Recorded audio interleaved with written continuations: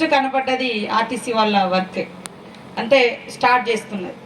ఆమె కూడా స్థానికురాలు, అదేవిధంగా ఏటు నాగారం బిడ్డగా తను కూడా ఈ ప్రాంత బిడ్డగా తనకు ఒక అవకాశం వచ్చిందని భావించి అంతే నిబద్ధతతో అంతే సంతోషంతో, కష్టం అనుకోలేదు అనుకుంటున్నా నేను, సంతోషంతో ఒక భక్తి భావంతో వారు కూడా చాలా కృషి చేయడం జరిగింది. సోదరుడు పొన్నం ప్రభాకర్ గౌడ్ గారు కూడా మరి బడుగు బలహీన వర్గాల నుంచి వచ్చినటువంటి వ్యక్తిగా ఈ దేవుళ్ళు అంటేనే ప్రతి ఒక్కరు పేదలు మేజర్గా కాలి నడకన రూపాయి లేకున్నా కూడా దర్శనం అయ్యేటువంటి దేవాలయం ఎక్కడైనా ఉంది అంటే మన సమ్మక్క సారలమ్మ. చాలా దూరం నుంచి వందల కిలోమీటర్లు నెత్తి మీద బియ్యము గిన్నెలు వంట పాత్రలు పెట్టుకొని నడుచుకుంటూ వారాల తరబడి నడుచుకుంటూ వచ్చి దర్శనం చేసుకొని మళ్ళీ వెళ్ళిపోయేటువంటి పరిస్థితి. ఈ క్రమంలో మరి దూర భారాన్ని తగ్గించేటువంటి క్రమంలో ఆర్టీసీ ఈరోజు మహిళల కోసం ప్రత్యేకంగా నూతన కాంగ్రెస్ ప్రభుత్వం సీఎం రేవంత్ రెడ్డి గారి ఆధ్వర్యంలో ఉన్నటువంటి ప్రభుత్వం మహిళలకు ఇచ్చినటువంటి మరి వాగ్దానంలో 6 గ్యారంటీలలో భాగంగా ఉచిత బస్సు ప్రయాణాన్ని కూడా ముందే ఏర్పాటు చేయడం జరిగింది. ఈ క్రమంలో పెద్ద ఎత్తున మహిళలు కూడా వస్తారనేటువంటి ఉద్దేశంతో మరి గతంలో 2800 బస్సులు మాత్రమే నడిపించినటువంటి పరిస్థితి.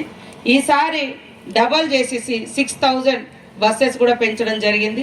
అన్ని రకాలుగా ఫ్లెక్సిబుల్గా ఉండే విధంగా ఈ యొక్క బస్టాండ్ ఏరియాను కూడా ఎక్స్టెండ్ చేయడం జరిగింది, విస్తృతంగా పెంచడం జరిగింది. అదేవిధంగా ఆల్టర్నేట్ బస్ స్టాండ్ ఏరియాలు కూడా తీసుకోవడం జరిగింది, పార్కింగ్ ప్లేసెస్ కూడా తీసుకోవడం జరిగింది. కాబట్టి ఇవి లేకుండా ఆర్టీసీ అన్ని సర్వం సిద్ధం చేసినందుకు ఆర్టీసీ మన ట్రాన్స్పోర్ట్ మినిస్టర్ గారికి పొన్నం ప్రభాకర్ గౌడ్ గారికి, అదేవిధంగా ఎండి డిఎం సజ్జనార్ గారికి, అదేవిధంగా ఆర్ఎం శ్రీలత గారికి, మిగతా వారితో పాటు ఈ కష్టంలో పాల్పంచుకున్నటువంటి ఆర్టీసీ ఉద్యోగులకు అందరికీ మనస్ఫూర్తిగా ధన్యవాదాలు తెలియజేస్తా ఉన్నాను. అదేవిధంగా బస్సులు నడిపేటప్పుడు కూడా మా ఆర్టీసీ సోదరులు డ్రైవర్స్ కానీ కండక్టర్స్ కానీ చాలా ఓపికతోటి, భక్తులు చాలామంది ఒత్తిడిలో ఎక్కుతూ ఉంటారు, వాళ్ళందరినీ కూడా స్మూత్గా డీల్ చేసి మరి అంటే మంచి ప్రయాణం, సుఖ ప్రయాణం, ఈజీగా ఉండే సంతోషకరమైనటువంటి ప్రయాణాన్ని వారు అందించడం కోసం వారికి ఉన్నటువంటి అలసటను ఇరిటేషన్ను ప్రయాణికుల మీద చూపించకుండా వాళ్లకు మంచి మాటలతోటి, మీకేమైనా పాటలు ఉంటే బస్సులలో వాళ్ళకు ఒక ఆనందాన్ని ఇస్తూ, కళాకారులు ఉంటే కూడా బస్సులలో వాళ్ళ యొక్క కళను కూడా ప్రదర్శిస్తే, ఎందుకంటే హైదరాబాద్ నుంచి ఇక్కడ దాకా లాంగ్ జర్నీ ఉంటుంది కాబట్టి అట్లాంటివి కూడా మీరు వారిని సంతోషపరుస్తూ దేవుడి సన్నిధికి తీసుకురావాల్సిందిగా, ఎలాంటి ఆటంకాలు లేకుండా ప్రయాణాన్ని సాఫీగా జరిగే విధంగా ఆర్టీసీ ఉద్యోగులందరూ సహకరించాల్సిందిగా పేరు పేరున కోరుకుంటూ, అదేవిధంగా ఈరోజు